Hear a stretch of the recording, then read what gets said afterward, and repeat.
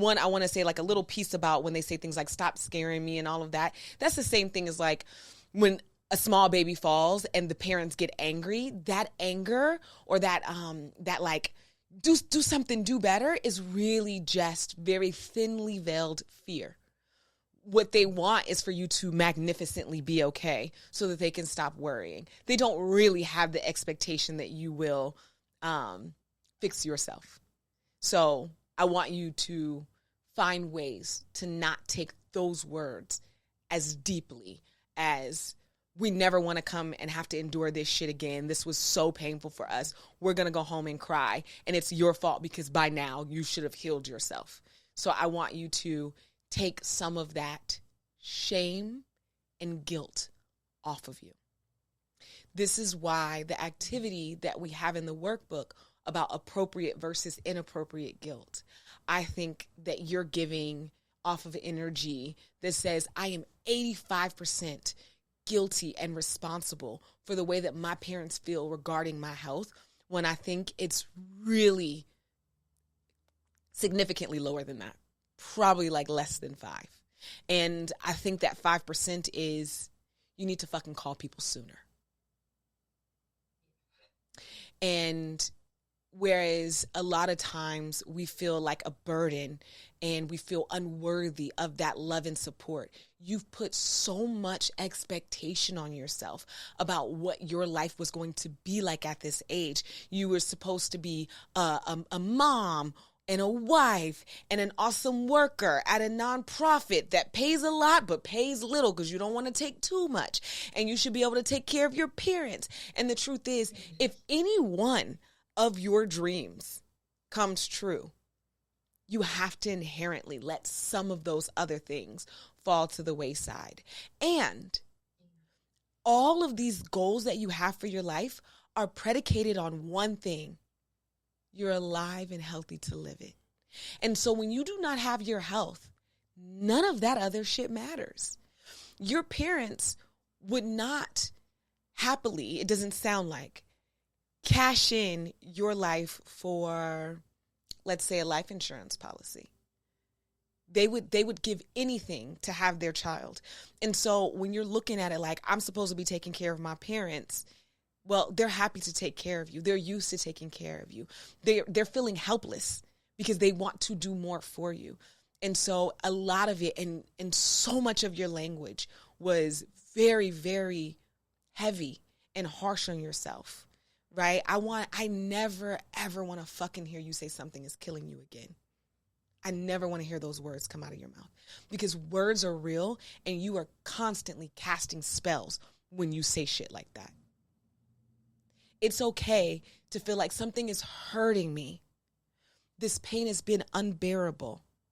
But to allow something, that power to say that it's killing you, makes it kill you. And that doesn't mean saying that it's your fault for your health issues or what you're going through, but your language is not helpful right now in this moment. I have to get you to speak life. And then we also, I think what could be helpful is to create a plan with your parents. And it could look like, you guys have been really good at helping me and having my back, and I'm on a healing journey. I want you to stop saying you're sick. You're healing.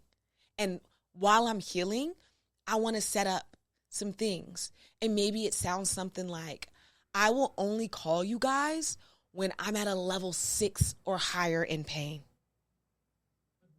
So then you don't have to explain all of this to them. It's just like, hey, I'm at a level 6, right? The best way to prepare for these things and get yourself set up for success is to set up ahead of time. Set up ahead of time. So what does it look like for you to do that? To say, hey, there might be times where I'm at a 5 and I'd rather call an ambulance, or where it's 3 a.m. and, I've realized that you can't help me when y'all are extremely tired. So if it's 3 a.m., I'll, call I'll call an ambulance, or I'll call, an Uber. they did a study, there's been such a spike in people using Ubers and Lyfts for to get it to the ER because it's, thousands of dollars cheaper. And then I'll call you guys after 7 a.m. so that you can be there in support. But it's going to take you figuring out, why the fuck do you feel so guilty for being loved on? Why do you feel so responsible for how your illness shows up? Because if we continue this like feeling of victimization towards your healing journey, then we just are perpetuating the problem. And the problem and the solution are two different mindsets.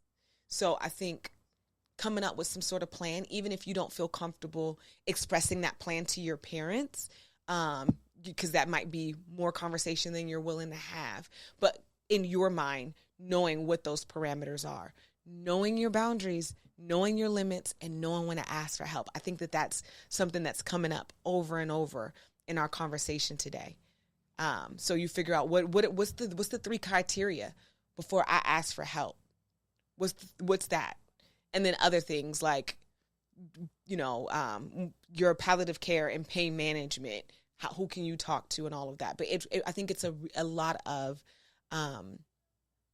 accepting where you are in this moment and not going from a defensive fighting against what's happening, but going on the offensive and making a plan, right? In your head, it's like it comes up as an emergency and I do what I'm supposed to do, but I constantly feel hopeless.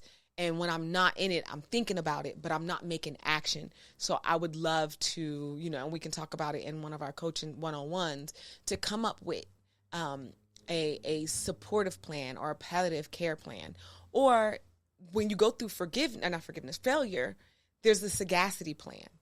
And so I think if you just stick to that actually could handle it. And you think about, when I'm not feeling well, what is my sagacity bounce back? What's my bounce back plan? When I'm not feeling well, if I'm at a level 6, if I'm below a level 6, this is who I call. If I'm above it, this is who I call. So that I don't have to wait for prescription medicine.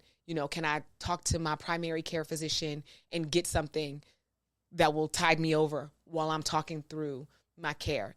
I think right now we're about how you're talking to yourself, how you're setting up a plan, and that advocacy. But you got to believe that you're worth it. And I'm really grateful that you are in the predicament that you're in terms of you're trying to figure out how to accept the love that's there instead of trying to figure out how to find the love that doesn't exist. It's beautiful, and we'll receive it. It may feel even more painful. And I'm not saying don't bring your parents along and don't get the help and support. Remember we were talking about certain people trigger things from you. And if you have parents who are nurturing and loving, it may trigger the part of you that is not like big, strong. And you're like, I want to be big, strong right now. And now I've got these competing energies of like, I want to advocate for myself. But when mom is around, I'm not so good at that. Right. And so understanding and acknowledging and studying yourself in that way. And I do not take for granted that all of this is such a big ask, but we're also in a healing journey, and we're back at life or death in a different way. Mm-hmm. And so I think that you've done a lot of growth and you've done a lot of healing. And I think before the conversation was, I'm sick, how do I deal with it? And I think now you're ready for the different playground, which is living in the solution of your problems. And that things aren't going to change overnight. On my healing journey, here are my milestones. Here's what I'm going to do. Here's how I'm going to set it up. And if you're willing to have the conversation with your parents, it may be a great opener to say, what are their expectations around communication, so that you can let them speak for themselves and you can know without a doubt how they feel. I know that was really helpful for me when I was really dealing deeply in my anemia. I realized how much it hurt my best friend when I didn't tell her what was going on. And I had to go and say, okay, to what level? When I take a test, my blood is at what? When do you want me to call you? When I faint the first time, when I faint the third time, when my hemoglobin's at a 6.6, when I got to get a blood transfusion, when do you want to know? so that everyone is a part of it. That's what community is for. That's what community is for. We are communal creatures, and it's not easy to release something without something else in place. But I think we get to a point in life where we're like, nothing is better than this something that I'm in. And before we can find an energy, a replacement job, or a replacement partner, or a replacement home, we just have to cut ties because the cost of staying where we are is far too expensive. I think that that is a very appropriate place to be in your journey. When you were talking, what came up was the 3 questions I always ask in a survey. We're like, what are the right questions? How do I need to know? What do I need to do to be better, to be great, and to move forward? And I can't remember where I got this information from, but it was something back in my days of a customer experience manager for Banana Republic, and something triggered me to say it. And it's not asking too many questions other than these 3. You ready for the 3 questions I want you to just be asking yourself? As a mother, what should I start doing? What should I stop doing? What should I keep doing? As a businesswoman, what would I like to start doing? What would I like to stop doing? And what would I like to keep doing? And I like those 3 questions because it's you're being open enough to criticize yourself constructively. You're being hopeful enough to say, there's more that I want to do. But you're being honest enough to tell yourself, this is what I'm already doing well. And I think people like us who are high performing, high achieving, hypercritical of ourselves, it's very easy for us to figure out what we need to stop doing and what we need to start doing. But we forget that keep doing part, right? We want the better paying job, but we forget that our mental health is so important because we took that for granted. And so this is a way of us staying grateful, staying focused, and keeping an eye out. And it's giving you the opportunity to think about, this is very important, when you stop doing something, there becomes a vacuum in your time, in your energy that still wants to be utilized. And we have to figure out in what ways can I replace that energy, right? And so you're saying, oh, I worked for a client and I enjoyed it because I got to be creative, but I didn't enjoy it because I was exploited. So in that scenario, what I want to start doing is charging my worth. What I want to stop doing is letting people live above my boundaries just because they're dangling a carrot in my face. What I want to keep doing is being a fucking beautiful, multifaceted, creative, intelligent being. And you see how that sandwich allows you growth? It allows you to be productive instead of critical, and allows you to see where you're already at. For real, like that is how I evaluate everything. Because if not, my brain will just start seeing what I don't do, and it's not safe for me. And, in that same energy, that is why when I'm writing these to-do lists and I get overwhelmed and I'll be like, I didn't do shit. Instead of writing a to-do list, I start doing this thing called it's already been done list. And so I write down every single thing I did that day so that I can see that I am far more productive than I give myself credit for. And I mean shit that I take for granted. What did I do? I woke up. I opened my blinds so that I can get some vitamin D. I hydrated my body with lemon water after not having anything to drink. My body needs water, right? I charged my laptop because I can't get no work done without that. I reviewed my inbox. I decluttered my inbox. I dressed my body. I called somebody and told them that I called a strong friend and filled up their cup, right? Because if not, you're looking at this list and you're like, oh, I got this long ass list and I didn't do shit today. I sometimes need to see it's already been done. This is how I was productive. This is how I made the world a better place. This is how, instead of me, I maybe didn't hit the finish line on one of my goals, but baby, I got ready to get ready. I didn't do the workout, but I picked out the clothes. What the fuck I'm gonna do? Go to the gym naked? I mean, I would, but then I wouldn't have a gym membership. You know what I'm saying? Already be skating on thin ice in that motherfucker. So it's not always about constantly evaluating what I need to change and looking at myself of saying, okay, I finally got strong enough to not exploit myself. And now I need to hurry up and figure out what the next thing is.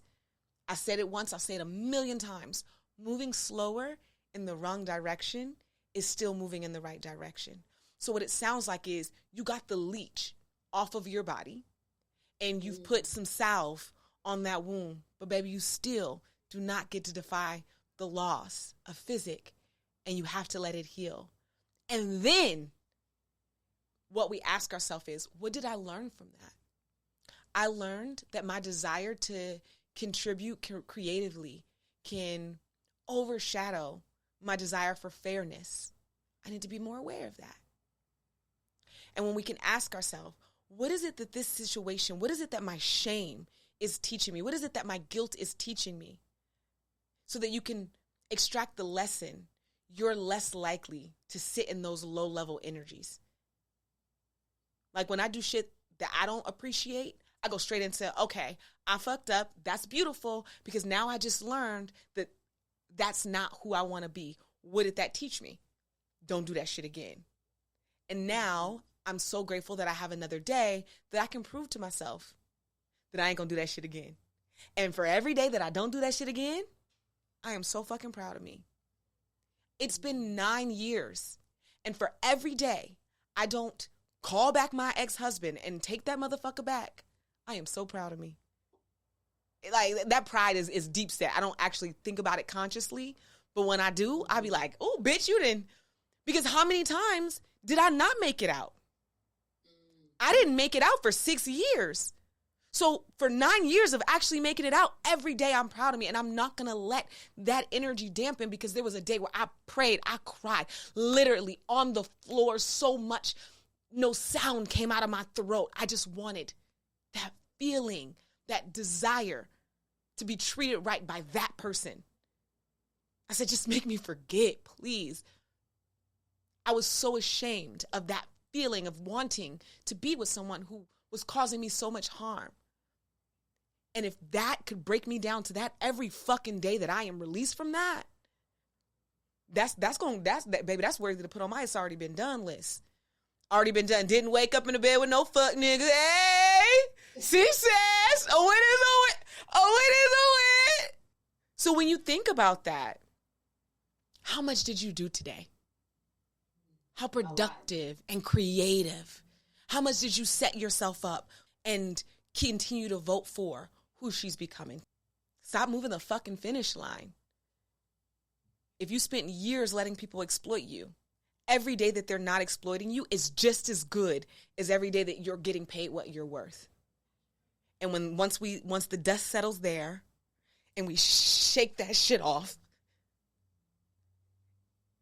and the next, and the next. And then you'll get paid what you're worth on July 10th, 2024. And on July 11th, baby, price went up. That's crazy. Because you're a goddess. A deep, deep thank you goes out to you, Baefriend, for tuning into The Shift Show. I'm Britteny Floyd-Mayo, founder of Trap Yoga Bay, your positive psychology advocate, and master confidence coach. I'm so glad that you joined me on this journey of self-discovery and transformation. My goal with Shift Show is to bring you real, raw, and unfiltered clips from live coaching sessions that can inspire you to live your best life and get your shit together. I'm so glad you joined me on this journey of self-discovery and transformation. Don't forget to follow me on social media at Trap Yoga Bay to find out how you can be in the room live, as well as catch behind-the-scenes content and daily inspiration. You can listen to Shift Show everywhere you listen to audio. You name it, bitch, I'm there. Thanks for being a part of my Baefriend community. Stay fabulous, keep shining, and remember, you can get your shift together so you can keep your shit together. Until next time, Baefriends. Mwah.